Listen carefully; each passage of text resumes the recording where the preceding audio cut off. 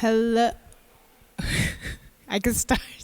Hello, everyone. Hello, and welcome to the third and online event of the Belgian Pride. I am so happy to welcome you all here. I am so happy that we're actually having this panel discussion. It's the first panel discussion of the Belgian Pride during our Pride season. So it's extremely happy for me to be here. I'm very overjoyed, but I'm also not alone. I will also be having this discussion, or I'll be moderating this discussion with the three panelists here with me. I'm going to pass it over first and foremost to our first panelist, who is Marc Sergent. Of course, I'm saying this in French, I don't know why, who works at Sensoa, who is a policy advisor at Sensoa. And then we have Lucie Allo, who's a project manager of Execo at the Fédération Laique of the Planning Familial. And then we have Stephen Barris, oh my goodness, who is the coordinator of Execo. But I'm going to leave it up to them to actually explain who they actually are and which organizations they work for. So we can start the actual conversation with that. Okay, then it's up to me. Yeah, of course. So I'm Marc Sargent. I've been working for over 15 years now for Sensoa, which is for Flanders the Flemish Expertise Center on Sexual Health. And the origins of Sensoa, actually the organization was founded in 2001, 20 years ago this year. The origins are within the old AIDS organizations, the organizations that took care, informed, educated around HIV and AIDS, and who got together and formed a new organization together with the Federation of Family Planning Centers in Flanders, and they did most of the educational work for schools. So that is now are the main elements of what is Sensoa now, or at least part of the elements of Sensoa now. We still work on HIV and STIs for LGBT, but also for general audience. Sexual health is our team. We run a big website called Alles Over Sex. That is informative for the larger population. We have a lot of activities within the LGBT scene, where we do outreach work. But then we also have a lot of activity in schools. We train teachers. We develop methods. We work around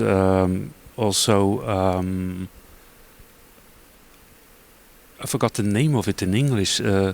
Seksueel grensoverschrijdend gedrag, sexual transgressive behavior, that's the word.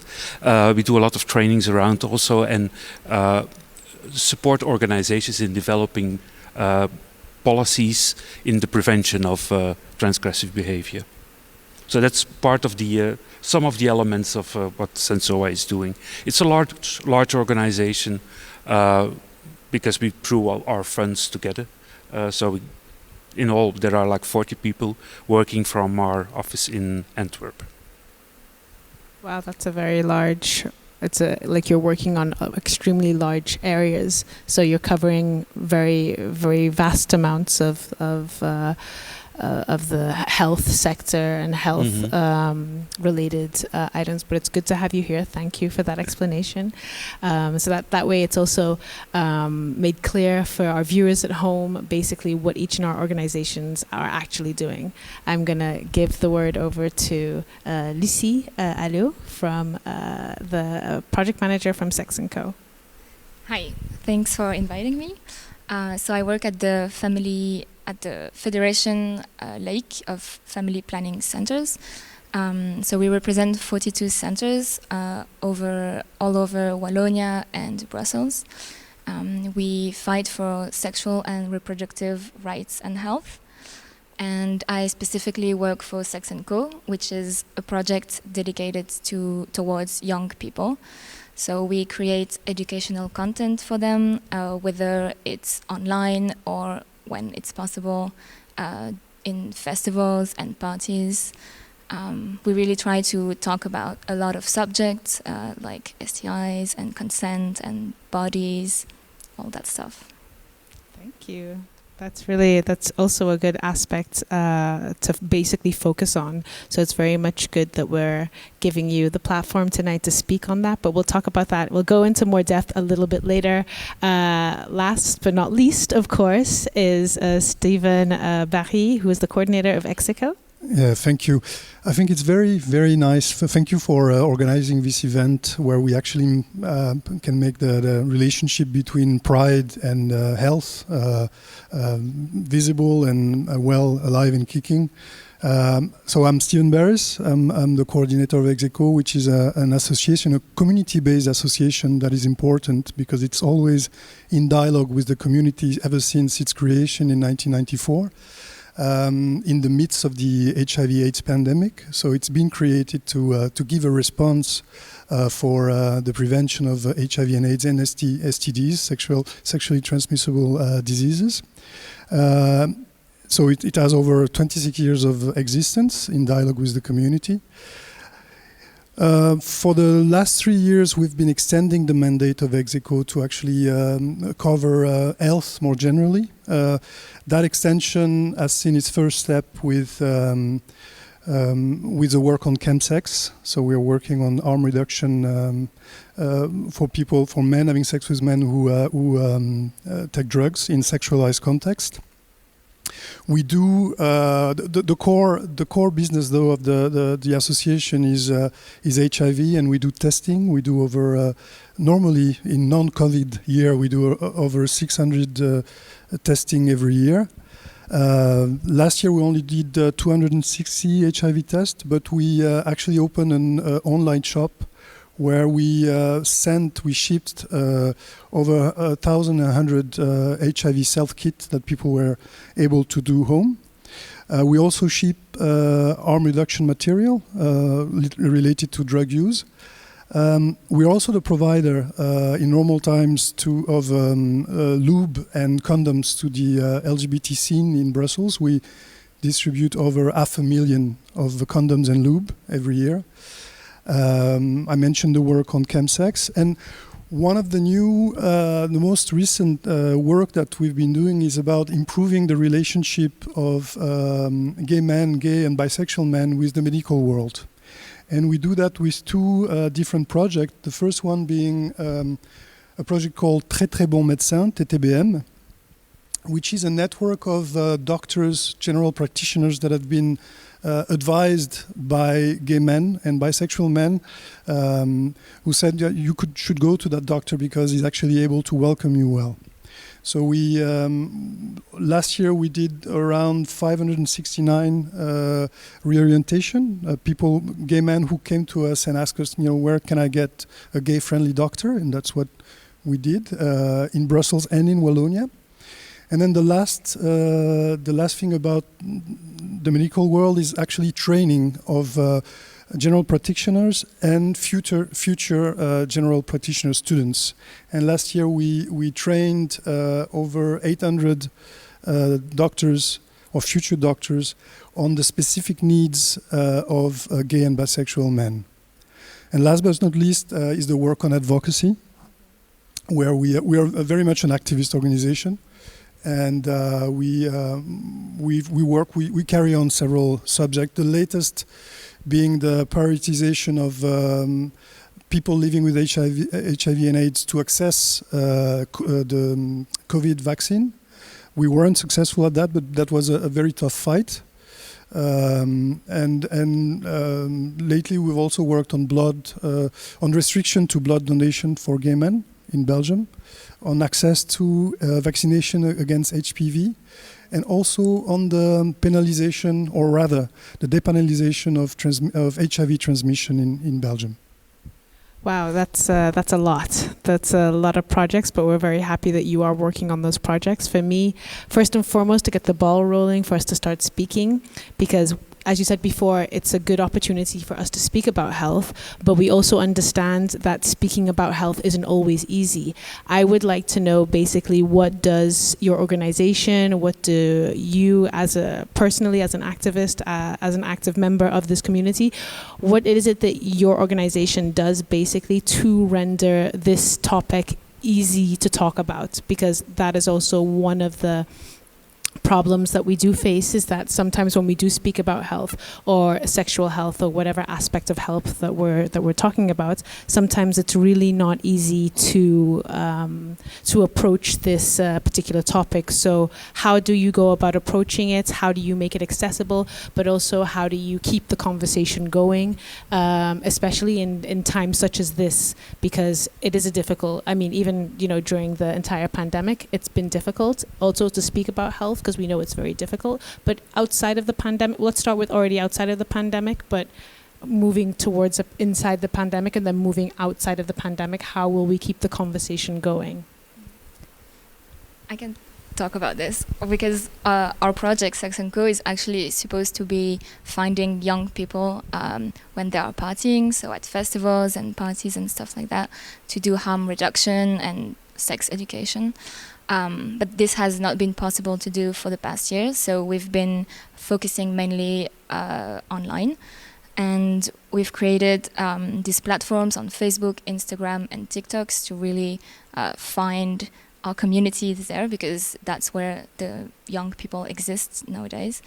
And it's been really interesting to navigate those spaces, because those platforms are not really open to talk about sex, so it's really hard to do sex education online, because, for example, so it's really specific, but there's a lot of censorship, so TikTok would suppress our videos if they talk about some topics that they find too explicit, or Instagram will block some aspect of our account. So yeah, it's really difficult.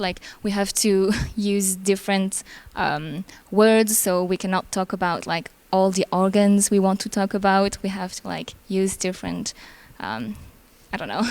spelling, so the algorithm doesn't catch it. So it's really tough to navigate this, because we can see with the reaction of the young people watching our content that there's actually a really big need for it. So the content is really needed, but the platforms are not very friendly to sex ed.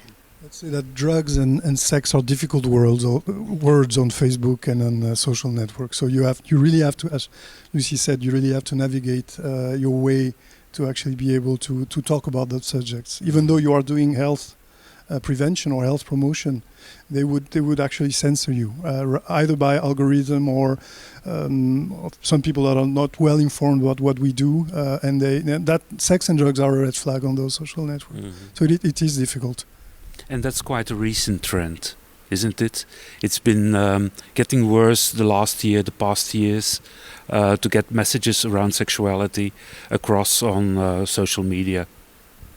Yeah, we've seen also a trend in gay cruising apps and internet sites, where maybe because the business is more difficult in this pandemic time, where they're actually not very interested at the moment. Well, in the past they would have special setups to actually facilitate our work. Grindr used to have a free advertisement for associations such as ours. Romeo as well. Planet Romeo still offers free advertisement, but they seem to be more reluctant to do it. So when you add to this that the closing of safe spaces in the LGBTI community has somehow shifted people outside of the public sphere to their homes, to their private homes, you had the difficulty on social networks to talk about those subjects. Now the internet cruising sites, which are also being difficult with this, our job is getting a little bit more tricky. But nevertheless, it's a struggle. It's the moment. This may change after all. Those sites are always more expensive, and our structures are not often funded enough to do very large, very expensive campaigns. Yeah, I think it's good that you talked about. Did you want to say something? Mark? No. Oh, okay. I don't want to cut anybody off. Don't worry. We can all talk here.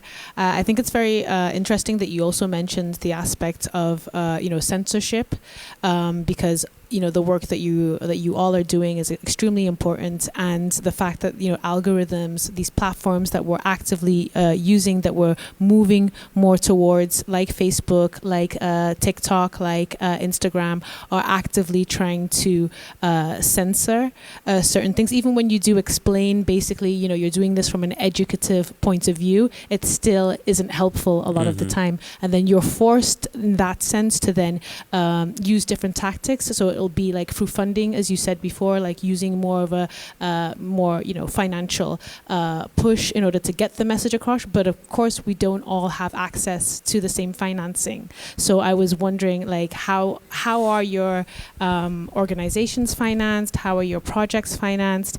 And then also, because it's different, because things are going on different in different regions, does this also play into the difficulty of getting the funding or sustaining basically your organization even through a pandemic? So this is also an idea of things. Like, anybody want to start? Or I'll just say that I know it's difficult. Well, talking about money is always a bit boring. I'll try to keep it brief.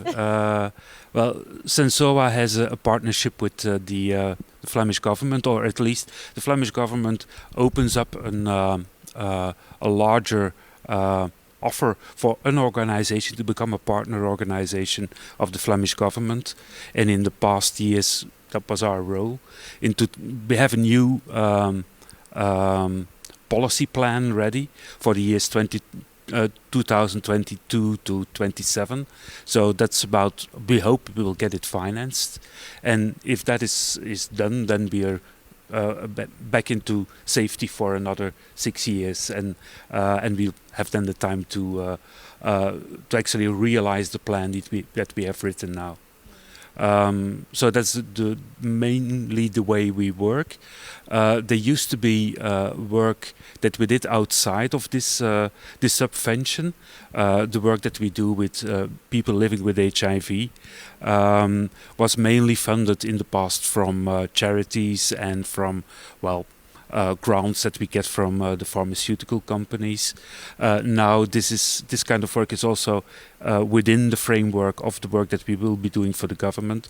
So that gives another safety for that kind of work. So we're actually in a quite safe position, always for a number of years.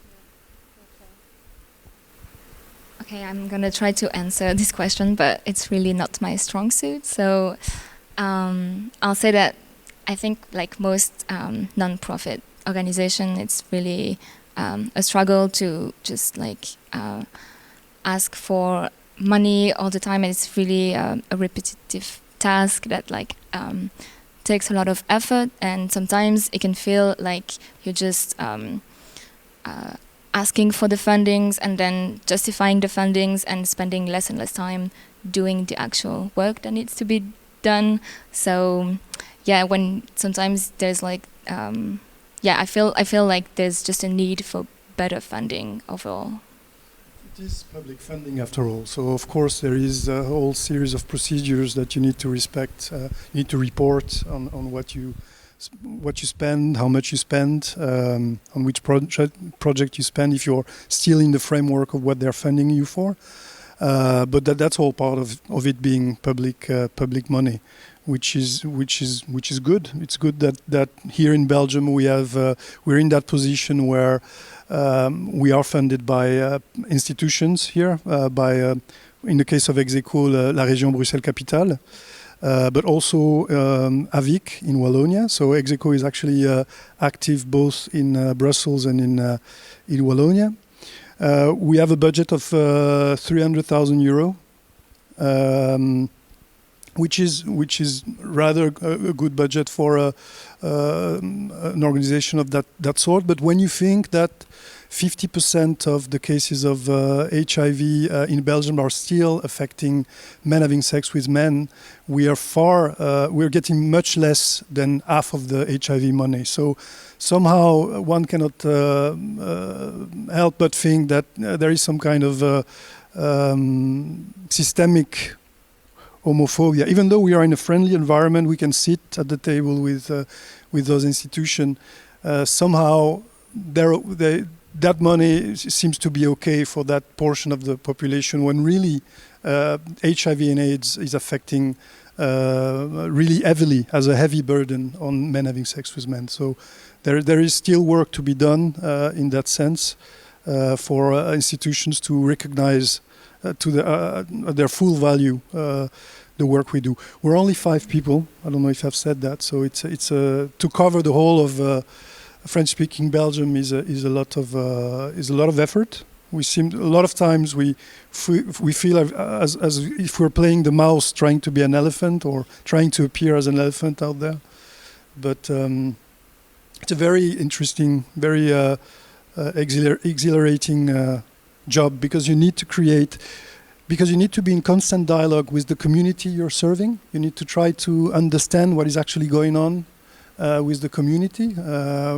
Now with COVID, just recently with the surge of chemsex, the drug use in sexualized context.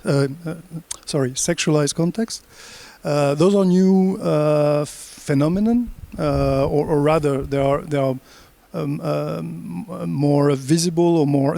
We see their impact much more, and the whole game is to actually adapt to those needs. It is somehow sad how how the fear of HIV and AIDS has dropped within our community, which is a good thing. With PrEP, preventive treatment against HIV, with the post-exposition treatment as well, or with the fact that now an HIV positive, a person living with HIV positive, does not longer transmit HIV when their viral load is undetectable. So all of this has changed the landscape of HIV. And what is somehow sad is with the end of that, with that fear dropping, and with AIDS becoming slowly a chronic disease somehow in the eyes of many, we have now this new phenomenon of chemsex, which affects very heavily the gay community. So there are always new challenges, and the whole job is to adapt to those. Yeah, I think it's extremely important to keep on talking about the things that you're doing, because people don't always know what's happening. People are not always aware of the new phenomenons, of the new things that are ongoing, the certain things that have been happening, but also that we are still living in a world that is affected by stigmatization. So even if we are working with institutions that do give us the money, these institutions also need to be educated. These institutions also need to understand that they are also influenced by the outside world, and so therefore homophobia does permeate within their own institutions. Is there anything that we could do to also help them in that process, do you think? Or should we actually be doing something, or should they be actively doing something? I know it's a hard ball that I'm throwing out there, but considering the work that we're doing, the education that we're doing, does this role also need to fall on us? Well, on you as organizations, to also, whilst doing the work that you're doing, to also educate them, or to incentivize them to also to deal with the fact that there is homophobia everywhere. That they need to also be looking into actually doing this. Even when you are asking for money, sometimes when you're explaining a particular project, you're having to explain this to people that tend to be in a position of power, but not always in the position of understanding where it is that you're coming from.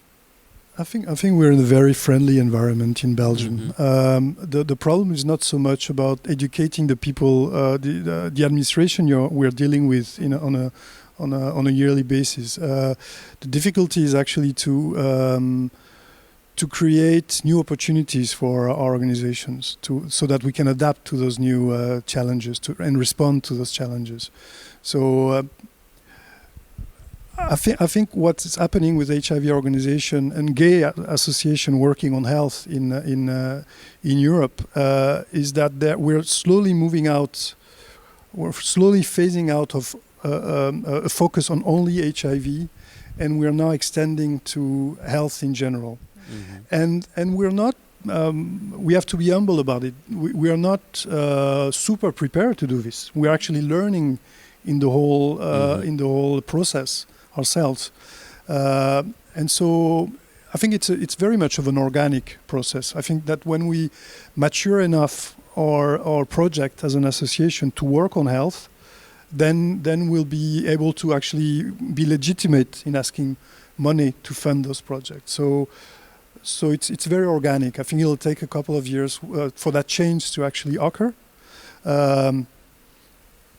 Over 40 years of HIV epidemics, I think associations have really learned to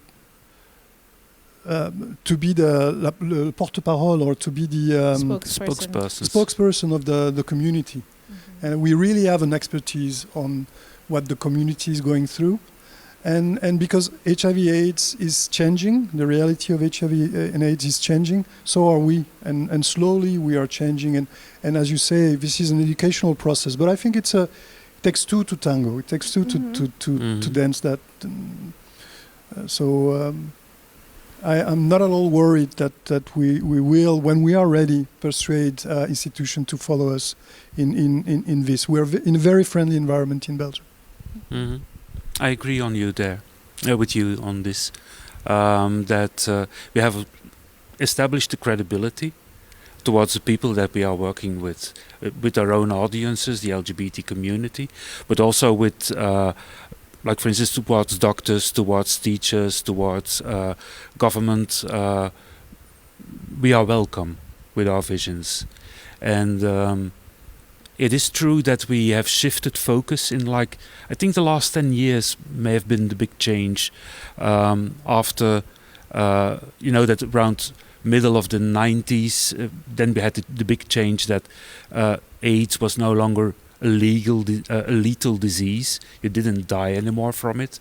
Life got better, treatment got better, and slowly there came a shift from thinking of we must prevent HIV, we must prevent STIs, and seeing gay men as people who were in a risk situation of acquiring HIV. And instead of this whole logic of prevention of diseases, we got into the promotion of health. And that was a big change. And with that change came the opportunity to think broader than just viruses, but also think about mental health, about aspects of shame. That is a motor often behind unhealthy behavior, or is also a motor behind chemsex. Working on homophobia is also a new element that came in our work in the last 10 years. So yes, I think there's been a very big change, and we are now again in a position where things are going to be changing with the, as you mentioned, there's changes within the gay scene, the privatization that is going on, less places to go to, safe places, more things happening within the private sphere, and we need to learn how we can, evolve and work there, also within this private context and the online context. So yes, I think there's a lot of changes coming. I think it's so interesting that we talk also about mental health, because as you said, like, it's going to be, we're shifting from a very prevention optic towards a more global aspect of health. And when we look at the LGBTQIA community, they are at greater risk of mental health. They have high risk of suicides, and especially for trans people and trans kids. So it's so important that we know those facts so we can take better care of their health. And that's something we're really trying to do with our family planning centers, because so we represent 42 centers, and in order for them to be able to welcome the LGBTQIA community, we have created a lot of training, so in partnership with Execo and Genre Pluriel and Go to Gynéco and all those community-based organizations. They are helping us to really create a good content and information, and to make sure that all the workers at family planning centers know how to welcome this community. I think it's really important. I think it's no wonder that the topic that has been on the table for Pride is health for the last 2 years. We unfortunately we haven't been able to have Pride marches, but the topic of health has been on the table for the last 2 years, and I think that's part of that organic shift that we all are going through. And I think it has to do a lot with. It's also a very generational issue. It also has to do a lot with how I'm a strong believer that being gay or being lesbian, being transgender or intersex is very it needs to be contextualized. It's really part of a moment in time. And myself, as a 50-year-old gay man, I've been through my life trajectory is of course very much different than from a kid or from a young man of 20-year-old who is now coming out as gay. I don't fantasize about the world being non-homophobic, and I'm sure it is a struggle in a family to come out as gay still today. But the experience of being gay really has changed, of course, within just as the experience of being a woman has changed over the last 30 years or so, 40 years. So that's why I'm very keen on hearing what you do with social networks. For example, we have a lot of difficulties working on TikTok. We don't even touch TikTok because we don't know. You should. It's crazy. It's crazy. It's crazy, but it's a really good network to reach a lot of people, because the algorithm works its way and it finds you. So it's showing you the content you want to see. So, for example, if you want to reach gay men, you can really curate content for them. So that's really great. It's so interesting, because when you do sex education at the moment, you really have to include the most people, because as you said, like the generations are changing and evolving, and it's not the same to be queer today as it was 20 years from now. So nowadays you can find so many queer content online, and if we are going to create sex education content, we have to make it queer. We have to make it so everybody can relate. And there's like really, really specific topics we can talk about, but there's also the way we talk about sex education. So, for example, like asking pronouns to people, and not gendering, not putting a gender on genitalia, and all this kind of stuff. And I think it really makes a difference when you're a queer young person going to a page and you're looking through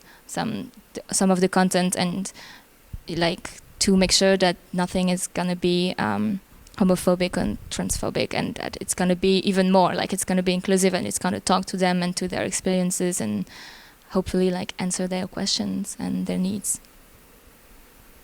Mm-hmm. I've recently I'm single again, and I recently went back to a gay cruising sites, and one of the stuff that is really generational, that really had me laugh a bit and really intrigued me somehow, is some guys actually are saying, I'm not looking for fun. So fun is actually the new word for I'm not looking for casual sex, mm-hmm. which in my time, cruising apps and the whole relationship with men and two men was sexualized. And those guys are on the same gay cruising app, but they're saying, no fun, please. And it's so that really speaks to me, because it really means that the stuff is changing, and the new generation is actually looking for new ways. For example, the fact that Grindr now actually allows you to show if you want to receive or not sexualized images. I think this is very recent. The whole Me Too movement also has had an impact on the gay community, where people actually now talk about consent, consent within even group sex or even in a sexualized environment such as a sex club. People are very keen on respecting their physical integrity, and not everybody's on the same page. So it's very interesting. I actually love working on those subjects because it's really challenging all the time. You need to adapt at all times. Yeah, I think very much adapting our language and making sure that it's inclusive. I think that also helps. I think the other day I was on I was on TikTok, and even for me, I still consider myself part of the young people if they have me, if they want me.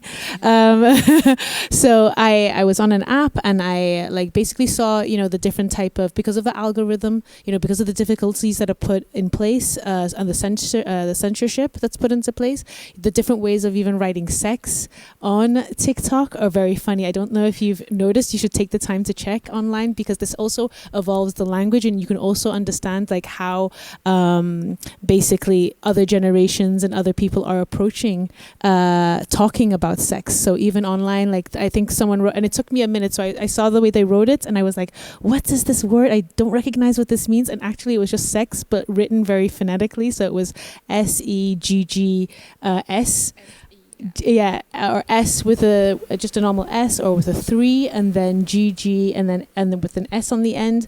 And I was just like, wow, oh my God, they are finding ways, because this is information that they really want to have. This is something you can also see that people are looking for this information. It's continuous, this cycle is continuing on. So I think that, using social media, and I think it would be good for, considering the Execo, you don't want to touch TikTok, maybe you could link up with Sex & Co, and they could possibly help you to move forward with the utilization of TikTok. And we've already collaborated on our Instagram. We've invited some of your volunteers to answer questions, which was really cool. So we can definitely create TikToks together. One of the ideas I'm very keen on is to actually gather gay influencers. I don't know what the word would be in English. Yeah, correct? Influencers. Gay influencers, young Belgian gay influencers around the table, and see how we can work together so that we can get on the boat finally, because we're not very good at that. We are starting to be good at Instagram, but just starting. We're okay with Facebook, I think, but again, Facebook is difficult. Facebook and Instagram are difficult. We recently changed our communication strategies around it. So far we were only active on Facebook, now more and more on Instagram and Twitter as well. And actually, I'm not a big user of social media, so you're now convincing me actually that I should know more about TikTok. I've never even tried. But we now have a new team of social media people who are really working on a good strategy to get our messages across, to get them past the censors at Facebook, and get it moving on Instagram. And I see that it's really working a lot. And you also, different social media makes that you have different audiences in ages, etc. And for me, that it does create a lot of work. So that there's a lot of work that needs to be done there, and it's quite not only expensive in money, but also expensive in time, in investing in all those different social media. So that's quite a big job these days. Yeah, but I think it's also good to just point out, as I said before, the importance of collaborating, the importance of learning from others. So as you pointed out, Lucie, is that both your organization and Execo basically collaborate on a project. So for me, it would be interesting to hear of the collaborations that you've already worked on, how this has helped you, possibly reach other parts of the population, people that usually you wouldn't focus on. Are there collaborations coming up? Is there anything envisaged for the up and coming months, years, for the next 5-6 years? Look, I've seen Mark already twice today. I think Yeah, he's gonna get tired of we me. collaborate a lot, but all of Sensoa also is very keen on developing collaborations with others. We may have a staff of 40, but that's not enough to cover Flanders. So we do everywhere in every direction that we work. We seek collaborations with others who have more who are more able to do the grassroots work. As Sensoa, we see ourselves as an expert organization. We have only limited contacts directly towards our audiences. Actually, that is limited to only men who have sex with men and people living with HIV. Those are the two groups we work directly to. The others, like the young people, is rather that we work for organizations that work with young people. So, and we develop materials for them, we train them, and that's how we work there. For instance, also with doctors, we have developed a program called in English it would be Under Four Eyes, in a method with which doctors, general practitioners, can more easily start a conversation about sex, about testing, about sexual health with clients, and within the framework of a 10-minute, the general 10-minute visit that a client has with his doctor, with his doctor. The collaboration that we have then together with mainly with Execo when it comes to the LGBT scene here in Brussels is that we think a lot together, we plan together. We're separate organizations with sometimes separate strategies and separate methods of working, but we collaborate a lot, we see each other a lot, we think together. That is also very important, that we see the same problems or themes that we should be working on. And actually that is a very good relationship that has been going on now for the last 5 years, I think, since you came on board and the new team of Execo started. We've developed a very nice working relationship. We, as I said before, we started to extend our work toward health, general health, with the work on chemsex, because that was the immediate need that we found ourselves with. And there we were a newcomer in that area of work, but we've very quickly found and established good partnership with the various organizations such as Modus Vivendi. We offer at the Rainbow House every month. We offer drug testing, so people can come to the Rainbow House with a bit of their drug that they bought and actually have it tested. So that they know what they're taking, if they're taking something that is, if they're taking what they think they've bought, and to what extent it is good material or overdosed pills, for example. So that's with Modus Vivendi. We also we have a good partnership with Infordrog, where we have Maurizio Ferrara, a psychologist who welcomes every week for 2 days, actually 1 day and a half, people, drug users, chemsexers. So we have that partnership that is well established as well. We work with Platform Prévention SIDA, very much so on their large campaigns, because they work on the general audience. And they also have a very specific work on men having sex with men of African descent or Caribbean descent, and we work with them on that. We also we share a van with them, so we go on highways and also in cruising places such as the parks in Brussels.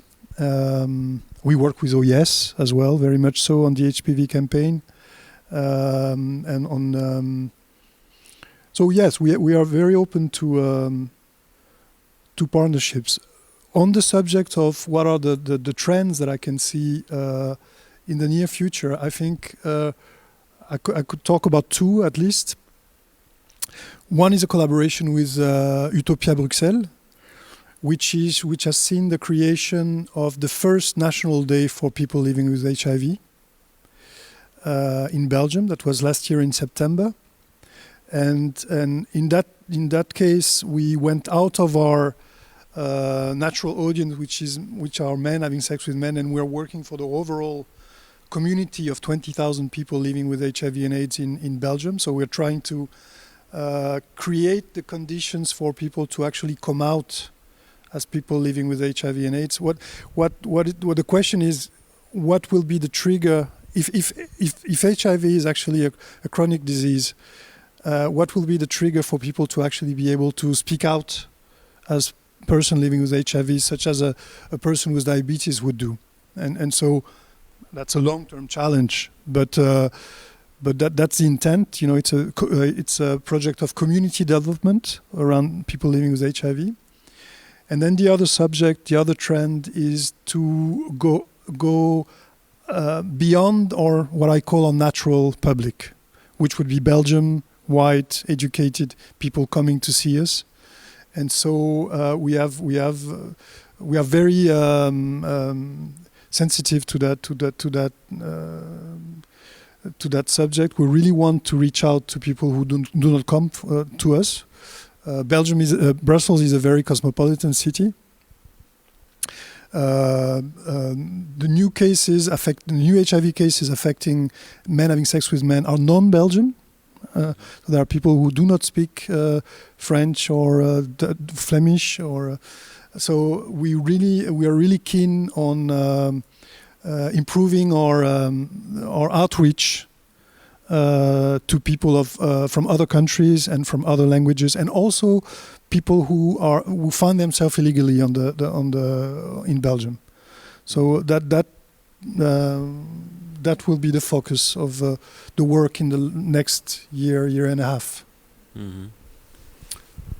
I think that is the big challenge. Yes, when you look at the yearly the number of new diagnoses of HIV are being published. And when you look at the last figures that were published in 2019, that was, you see that half of the gay men, or the men who had sex with men that became infected with HIV have a non-Belgian nationality, living in Belgium. So that really is a group that is still even larger in Brussels. In Brussels, this balance is even more towards the non-Belgians. 71% of the HIV cases of 2019 were of non-Belgian nationality. So that is a big challenge for us. We have good results on our traditional audiences. We can see that in a recent survey that has been done.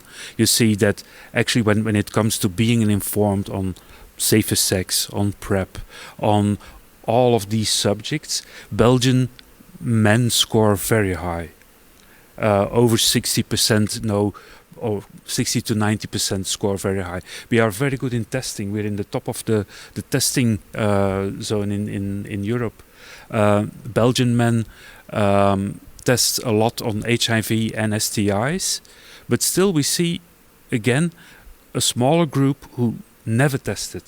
25% of the men who filled in this Belgian questionnaire of EMIS, 25% of these men never got tested. So there is, while the others are regular testers. So really you see a big discrepancy between those groups, and there's certainly one group that we don't reach. And so now the question is, who are these people?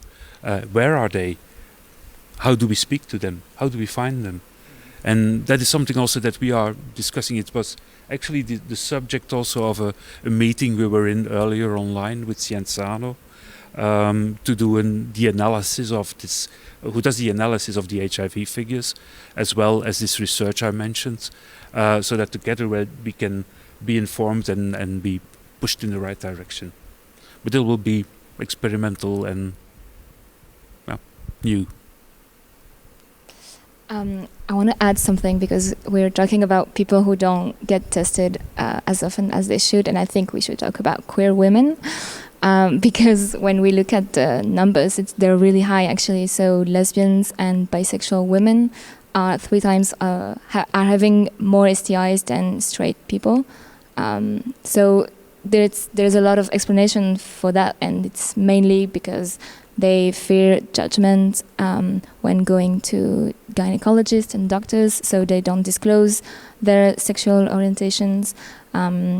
And very often they receive some violence, some lesbophobia and biphobia, so that's really something we're trying to work on at the Federation Laique, when we provide trainings for workers, and also when we talk about STIs and when we create content around screenings and testing, we very often forget that queer women are having sex.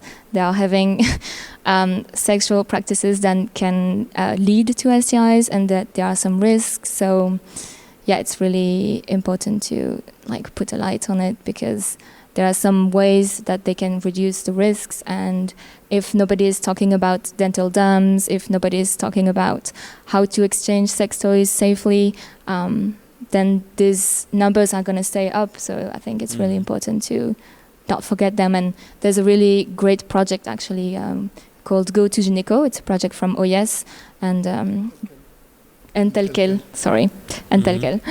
and they're really great. So yeah, it's important to remind it. Yeah, no, I think it's good that you mentioned, because I think it's also extremely important. So when we talk about sexual health, that we talk about men, that we talk about the problems that they are facing, that we do speak about, living with HIV and AIDS and what that implicates, and all of the tendencies that you've pointed out so well, both Stefan and Mark, that you speak on this, because this is also information that people do not tend to get.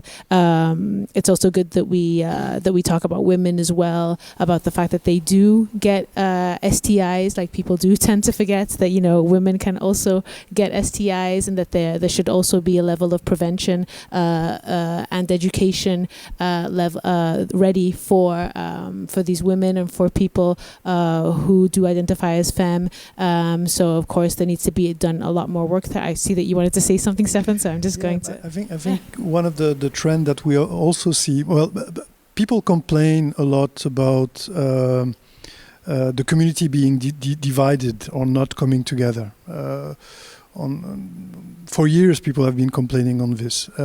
People complain about the Pride being not political enough. I think health is actually giving us, and I'm not saying this as wishful thinking. I think this is really happening sincerely. I think health is giving us an opportunity, and we've seen it with Fédération Laique, with SENSOA, with Telquel, with OIS, with a number of actors, associations here in Brussels. Health is giving us an opportunity to actually go beyond our own specific niche, LGBTI niche, and work together. And we have an effective collaboration on health, which is about training health professionals to welcome us better. So that is one very solid thing happening. Another experience which has been really refreshing here in Brussels lately has been the experience of the Brussels LGBT support, which has been a collection of food donated by members of the community for people suffering from having economic difficulties during the pandemic.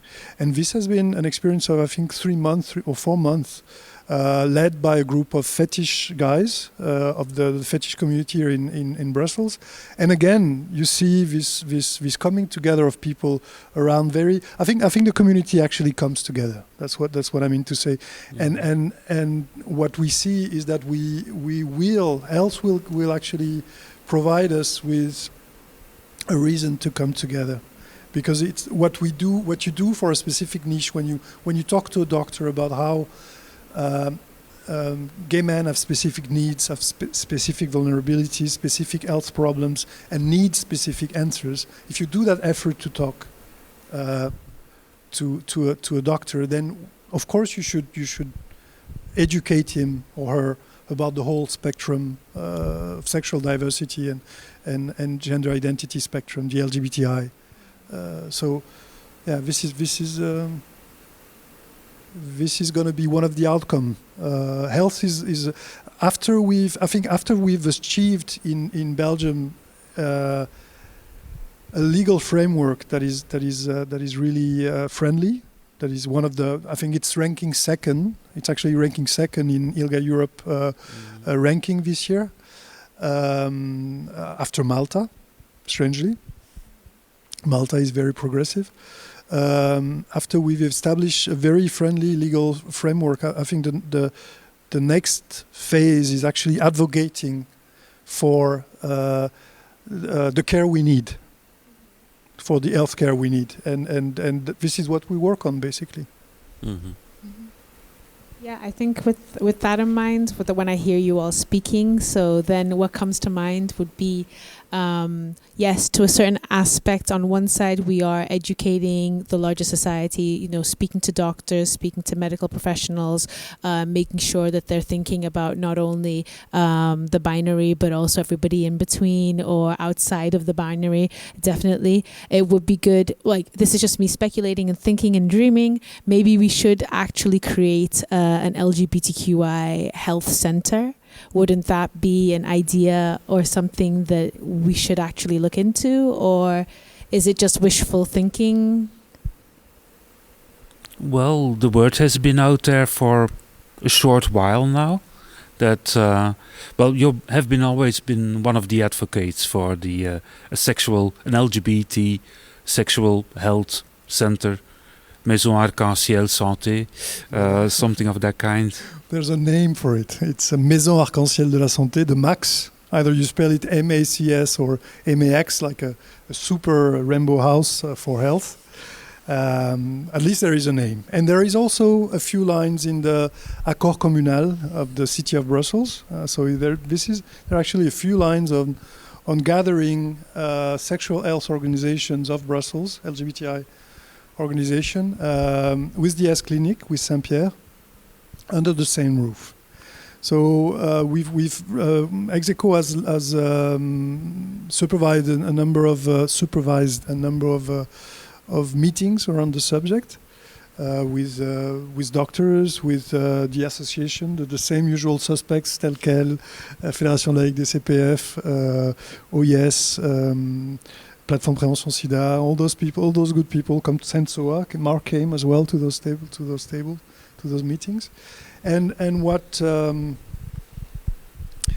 there are a few challenges, of course, many challenges. This is just the beginning of the journey. But the first thing I think is that we want to create something that doesn't exist in Europe, which is an LGBTI health center. Other experiences in Switzerland, in Norway, in Portugal, in Spain, in Paris, in France, are gay centers. And what is on the table here is an LGBTI center. So that's a huge challenge, because what we need to do, when you think of health, I mean, the health needs are very different from gay to lesbians. But when you open the door to trans and intersex health, this is a huge world of needs and demands as well. So what we need to do, I think the next phase will be to actually understand what is the perimeter of what we want, what are the limitations of what we want. First thing. The second challenge is that we don't want it to be in an hospital. So what is in the accord communal is that it should be, together with Saint-Pierre. And we think that that institution should be outside, should have its own walls within the community, so that the LGBTI community can identify that institution. We want to institutionalize health in the city, LGBTI health in the city. And then the other challenge, the second one I was looking for, is that we want to succeed in marrying a community approach with medical services. And that's why it's so important to us, I think, that it's not in an hospital. We want people to feel welcomed by peers, a gay guy welcoming a gay guy, a lesbian welcoming another lesbian, a trans welcoming another trans, intersex welcoming intersex people. And we want the ability, whether in-house or they're outside, to direct people, to give them the service they need around health. My case, for example, in Brussels, I've been here for, I think, 18 years in Brussels, and I haven't had the same general practitioner that has followed me for all those 17 years. I haven't been able to identify a person who could follow me and to whom I could talk about my health. And I think that's where the challenge lies. How can we ourselves attend to the needs of our community in the best possible way, in a non-judgmental way, in a way where people feel welcome. So there are twofold. It's a twofold project. Of course, we want the world to be a better place, and all GPs, all doctors welcome LGBTI people well. But we believe there is a place and a need for a medical center, a community medical center, une maison arc-en-ciel de la santé here in Brussels. Yeah.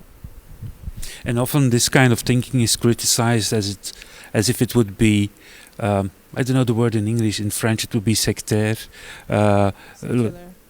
Yeah, that we like. We want to keep the LGBT people within our own places, but actually this kind of approach is very complementary. It's a low threshold place where you can go into confidence, and not all cares can ever be given within the walls of a community health center. It can be a starting point for the links that we can put towards other health facilities in Brussels. And I think Brussels would be the perfect place for it, because with our big international, it's a big city, so it's a lot of people. There's a lot of gay LGBT people in Brussels. They are from all over the world and all over Europe. So we really we could reach a lot of people who have difficulty in finding their way to the regular health facilities, the medical facilities. So it could be a very important complementary strategy to have this one door that you can go into, where you are safe, you are understood, you are welcome, and from there you can be dispersed or can find your way to other places, to other centers. It can take many forms. Maybe it's a CPF or a strain. It can make it can be une maison médicale. It can be un centre de planning familial of a different form, a different family. But all of this, we're really at the start of the process. Mm-hmm. Would something like this work in Flanders? I think the needs are different there.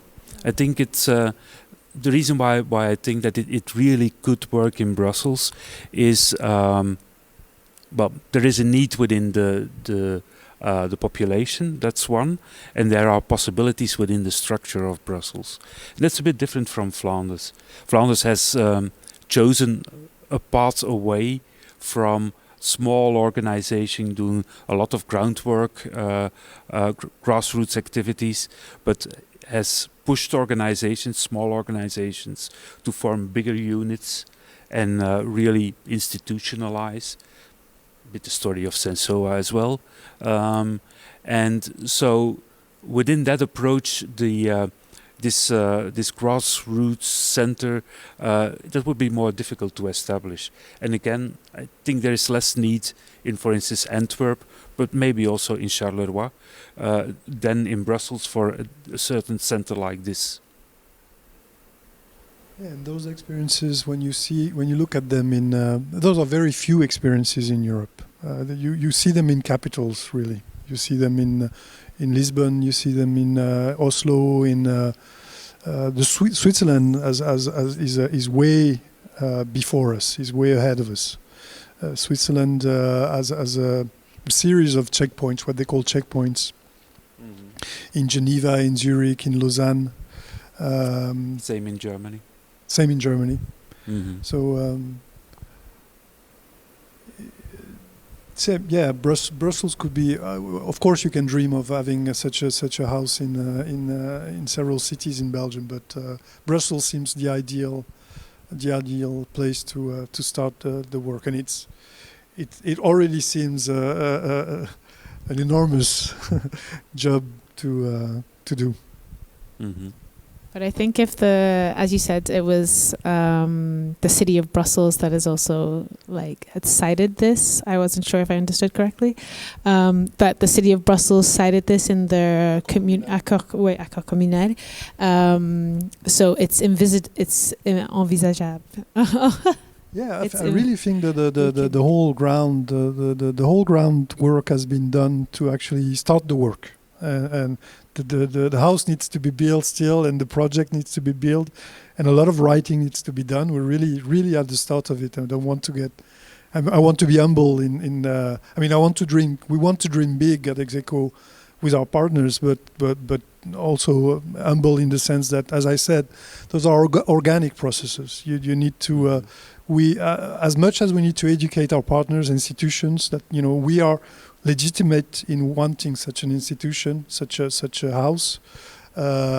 We also need to educate ourselves around health, because and we're all from sexual health organization or reproductive health organization. So that's our culture, and we are slowly moving towards health in general, and that also takes education for ourselves. We really need to grow in that sense.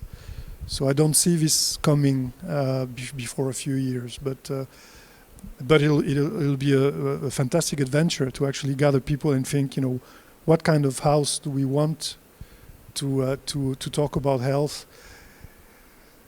And again, people can argue that this is a very sectaire approach, very communitaire, and not for the general audience. But the more you have people, the more you have human resources working on something, the more it is actually happening. People will be the more. Well, it's very banal what I'm saying, but if you have people working on health, on LGBTI health, then LGBTI health will improve eventually. And then we'll have that step done, and then we can move on to other things. But I love that the Belgian Pride, the slogan for this year or for the last 2 years has been "We care," because this is really spot on. It's about learning how to care for each other, and realizing that we need to care for each other. We need to come together to care about ourselves, and we are in the best position to do it for ourselves. We need prides. We need to occupy public spaces to fight against homophobia, to say that we are here, we are visible, and we need to occupy also our fair spots, our fair share in the medical world. Yeah, I think I'm looking out into. I'm looking for this camera. I'm looking out to the city of Brussels in order to make this a reality, because this is something that we need. This is something that the LGBTQI people do actually need, and LGBTQI community, of course. But also, as you were saying, for me, it's also a case of yes, if we focus on LGBTQI people, their health will improve, everything will get better. But not only LGBTQI people, because we know that if you actually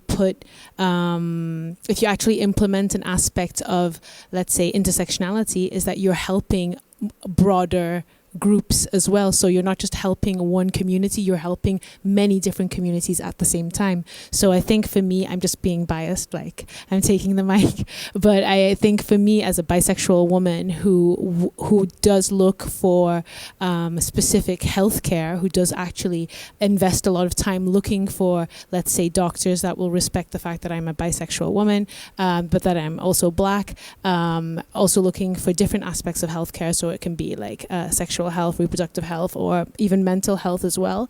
The idea or the prospect of an LGBTQI house, or Max, as you said, is actually making me dream, and is already making me quite happy and a little bit giddy.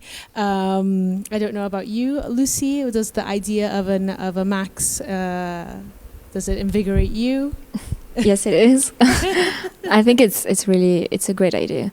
And I really like that we are dreaming big, because that's the goal. That's really something that we want to see.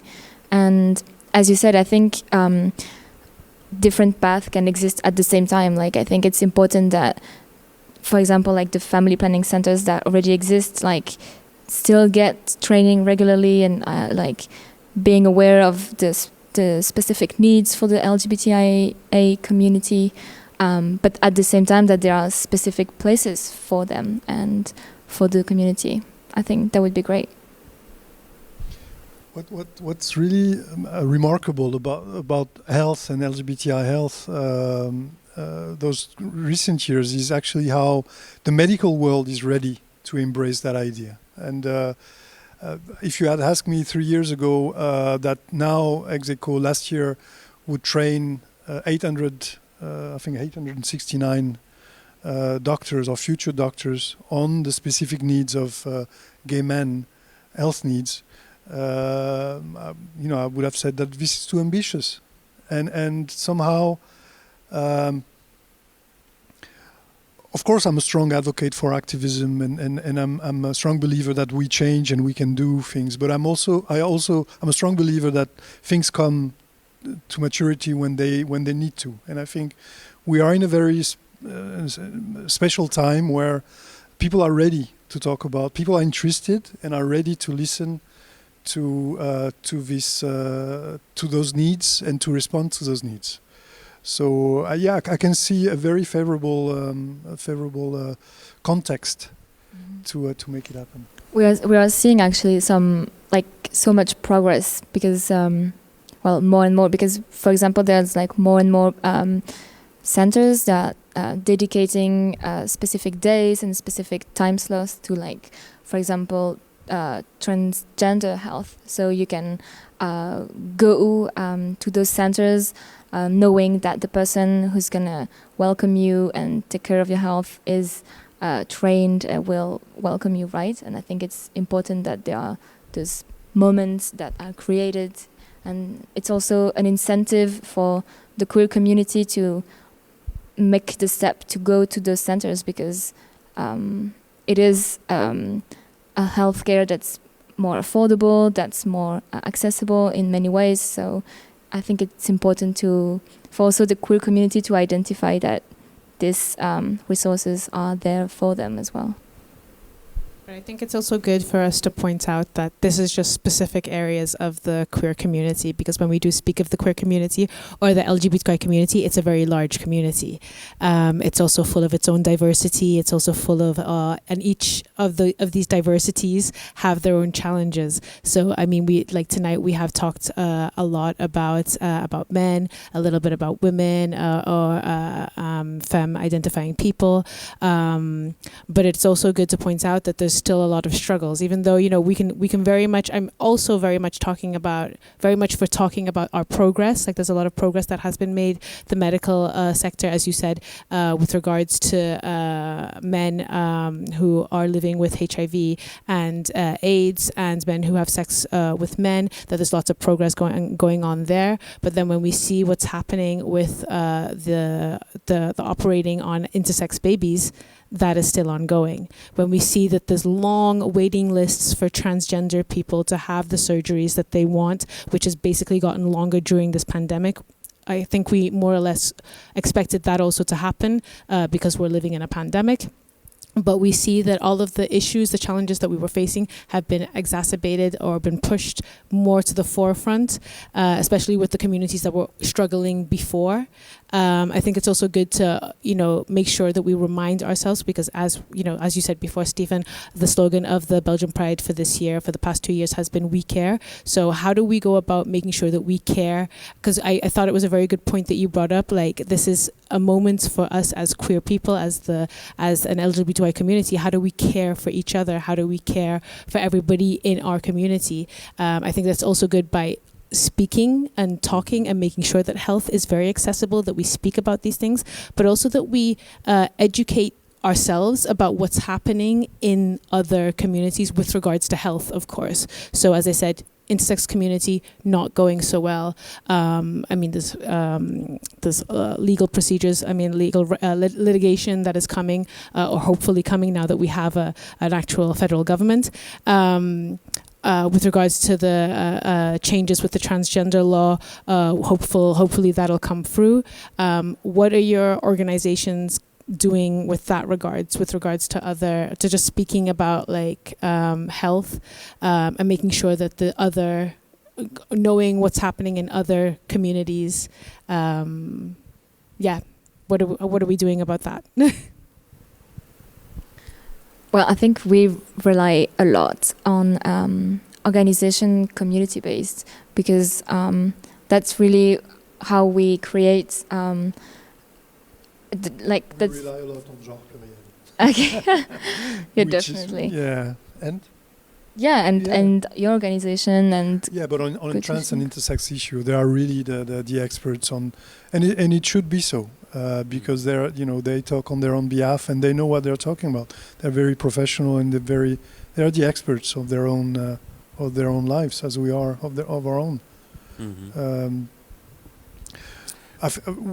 As a gay association, I think Execo has still some work to do to actually embrace the whole LGBTI spectrum. I think we're going that way.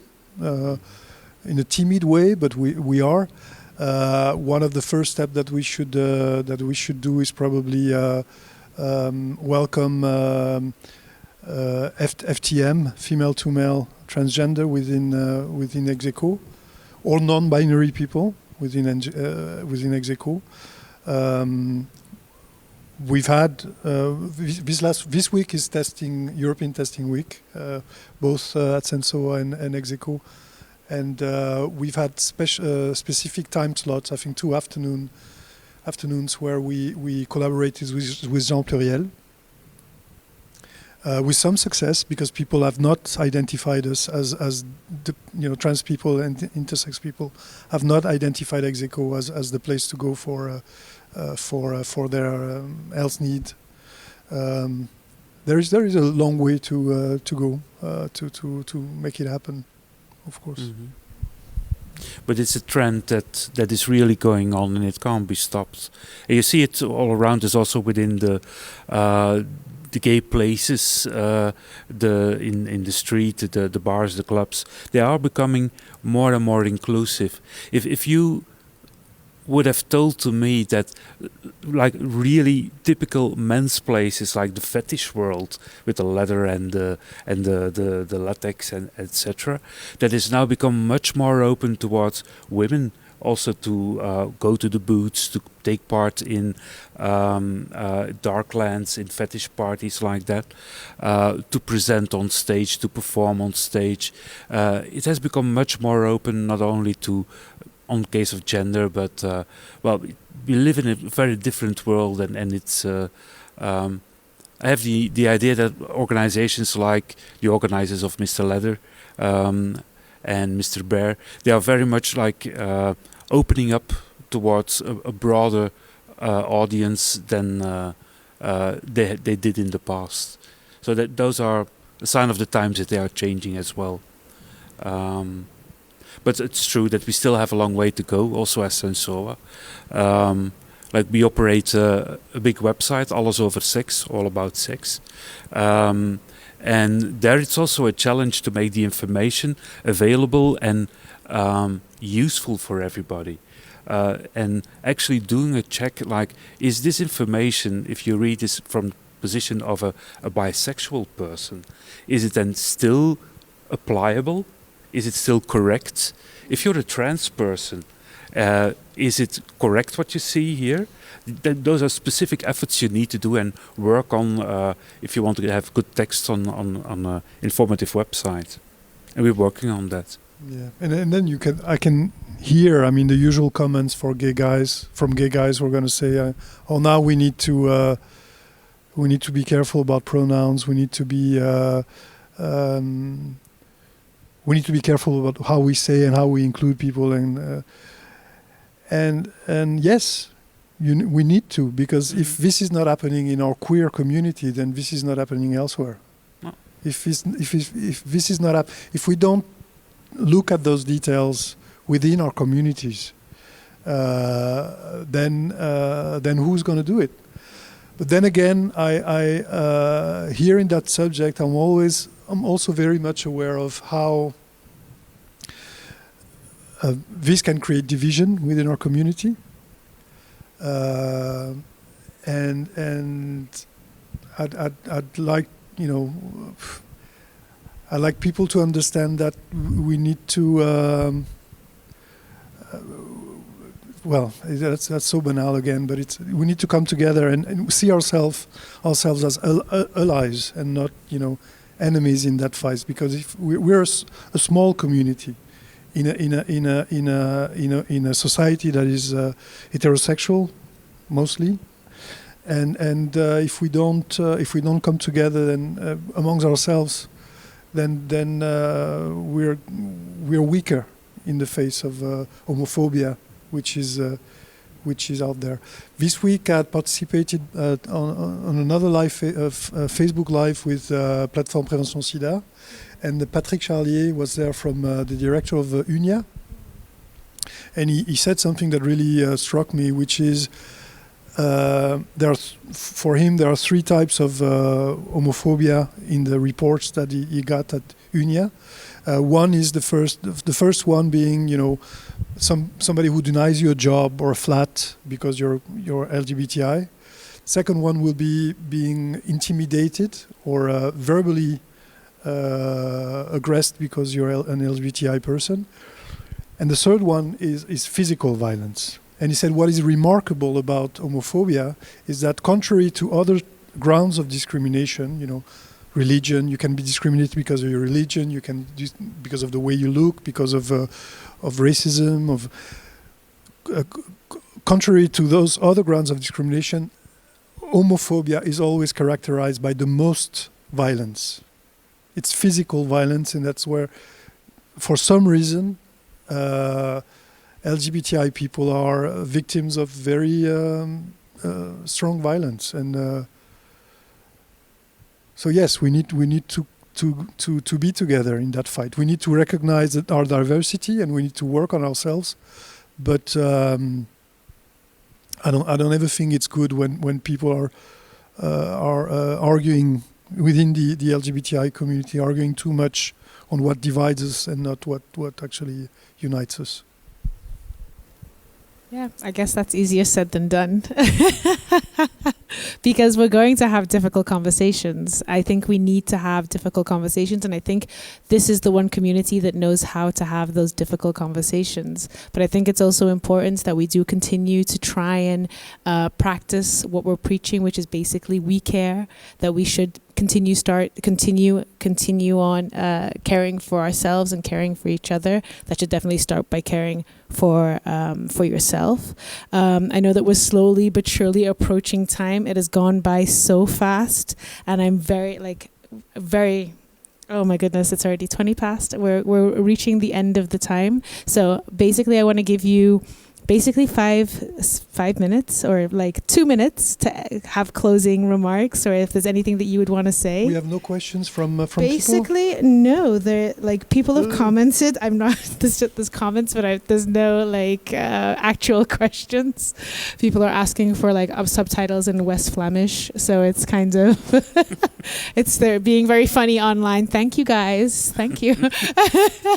But it's been an enjoyable conversation, but I definitely would like to give you an extra like this time. So I use this time to just basically promote your organization, say something that has inspired you, or something that gives you strength moving forward in the work that you do. Something short but sweet. Or Now not even sweet, or just short. Now you mostly give me stress. Oh, I'm sorry. That's what I definitely don't want to do that. I want to care for you, so Okay. so I'm not going to give you any stress. I just want to say that, well, for me, this conversation, I wish that we had more of these panel conversations. I'm guessing this is something that the Belgian Pride will be continuously doing towards the future, because this is definitely needed. We definitely need to galvanize conversations between organizations, between our community, between the different diversities. This was very fruitful for me. I thought it was enjoyable. I don't know about you. Yeah, very much so. Yes. Mm-hmm. So I guess this is basically where I'm going to close the conversation, if no one else has anything else to add. I guess to people I would say, come to those associations. Come to get closer to associations such as Execo, such as what get to know what we do, use our services. For Execo, this is also the time of the year where we have our General Assembly.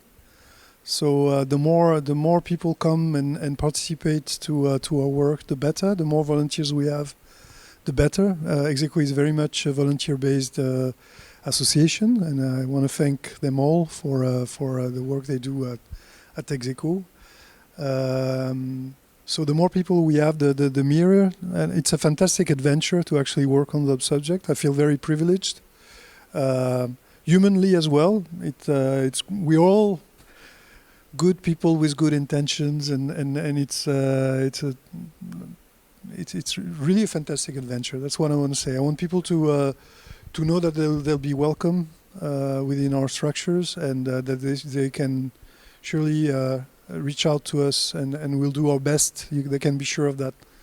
We'll do our best to help them regarding their health needs. Thank you.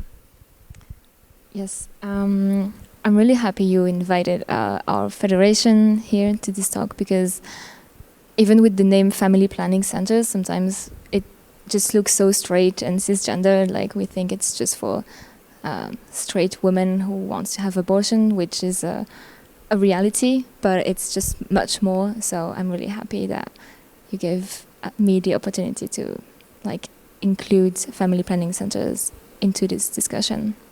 So thank you. Thank you. Mm-hmm. Mark?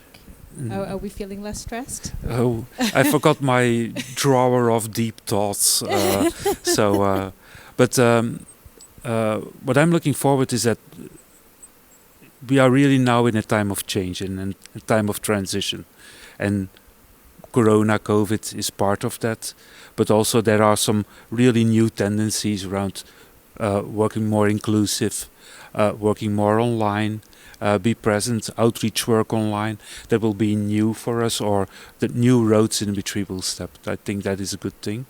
And another thing that for Brussels and specific, I love the idea that there is a new plan or there is a new dream that can be cooperated on, the MAX, the Maison Arc-en-Ciel, Santé. If that is something that we can,